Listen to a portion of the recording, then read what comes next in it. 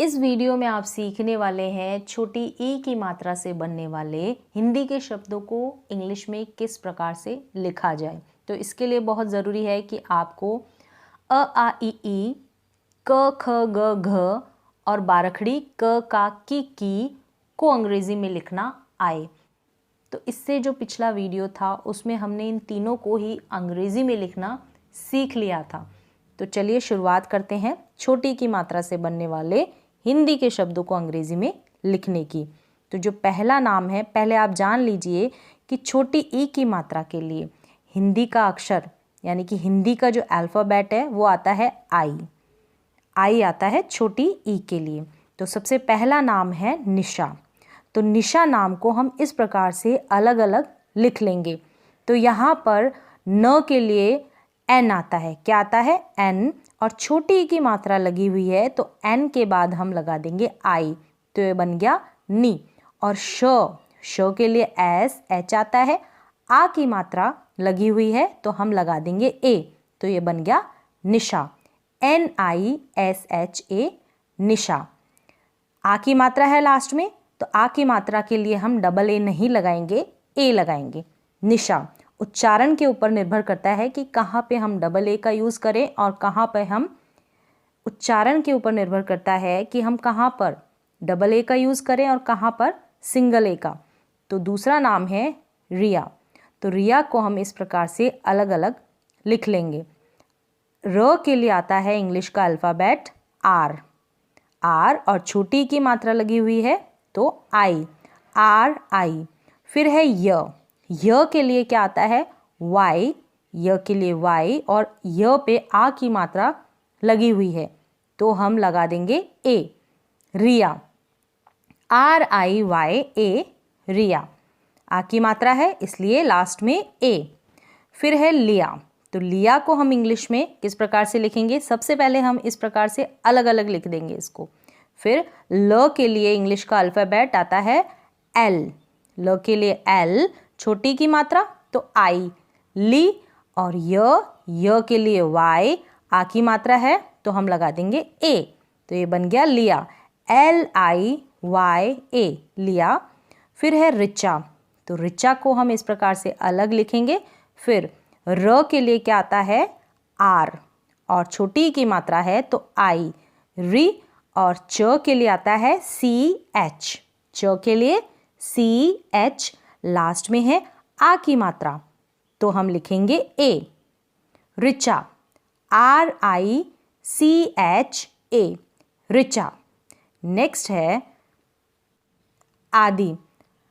आदि को इस प्रकार से अलग अलग लिखा हमने। फिर है आ। तो आ के लिए क्या आता है? अगर शुरू में आ आता है तो हम यूज़ करते हैं डबल ए का। किसका? डबल ए का। और लास्ट में ज़्यादातर हम सिंगल ए का ही यूज़ करते हैं अगर आ की मात्रा लगी हुई होती है तो सिंगल ए का। और यहाँ पे आया है आ शुरुआत में तो हम लिखेंगे डबल ए। और द के लिए यूज़ होता है डी का, छोटी ए की मात्रा है तो हम लिखेंगे आई, आदि, डबल ए DI, आदि। फिर है टिया। टिया में ट के लिए आता है टी, और छोटी ई की मात्रा है तो लिखेंगे आई। य के लिए आता है वाई, आ की मात्रा है तो हम लिखेंगे सिर्फ एक ए, टिया, TIYA, टिया। कविता को इस प्रकार से अलग अलग लिखेंगे। क के लिए आता है के, अ का साउंड है क, तो इस प्रकार से क के बाद में हम ए भी लगाएंगे। वी। तो व के लिए हम लिखेंगे वी, और छोटी की मात्रा है इसलिए आई, वी। और फिर है त के लिए टी, और आ की मात्रा है तो हम लिखेंगे ए, कविता, KAVITA, कविता। नेक्स्ट है सरिता।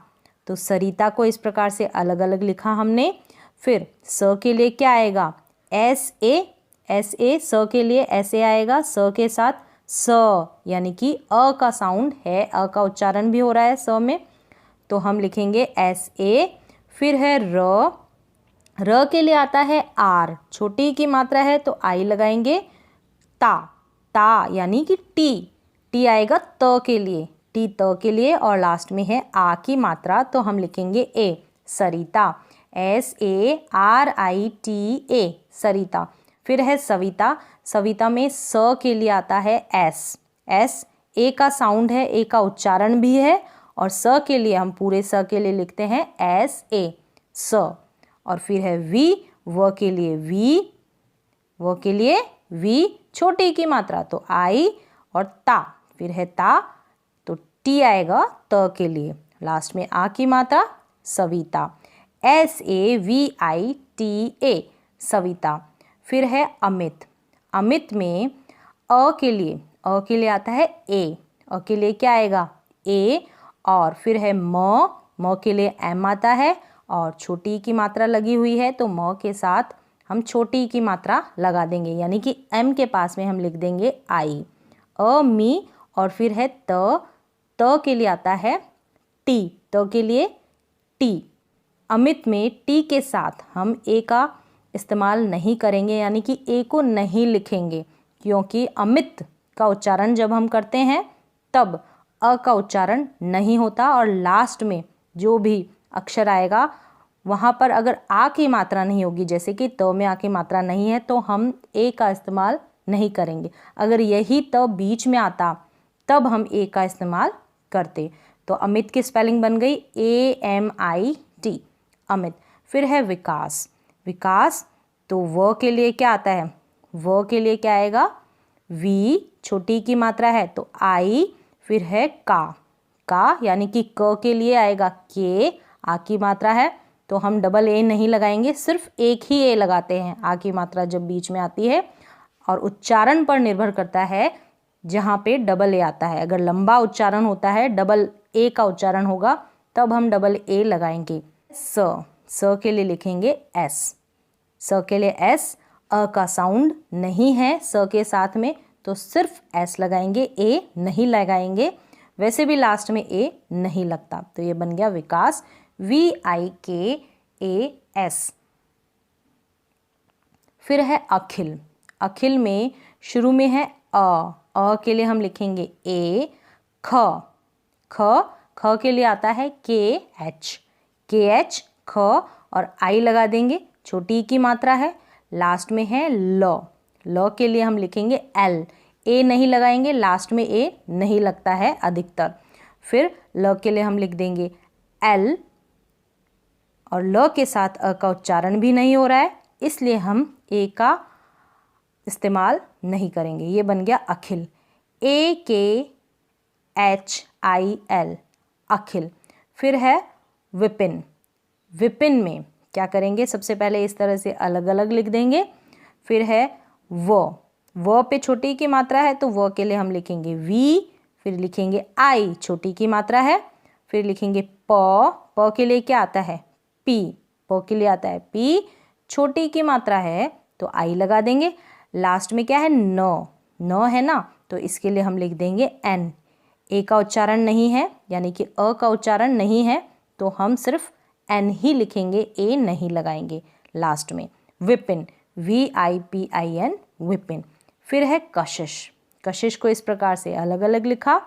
क के लिए लिखते हैं हम KA, क के लिए लिखेंगे KA, श के लिए लिखते हैं SH, श के लिए SH, छोटी की मात्रा है तो आई लिख देंगे SHI, लास्ट में सिर्फ श है, आ की मात्रा नहीं है, और श के साथ ना ही आ का उच्चारण है तो ए भी नहीं लगाएंगे, हम सिर्फ लिखेंगे SH, कशिश, KASHISH, कशिश। तो आज के लिए बस इतना ही, मिलते हैं एक और नए एजुकेशनल वीडियो के साथ, तब तक के लिए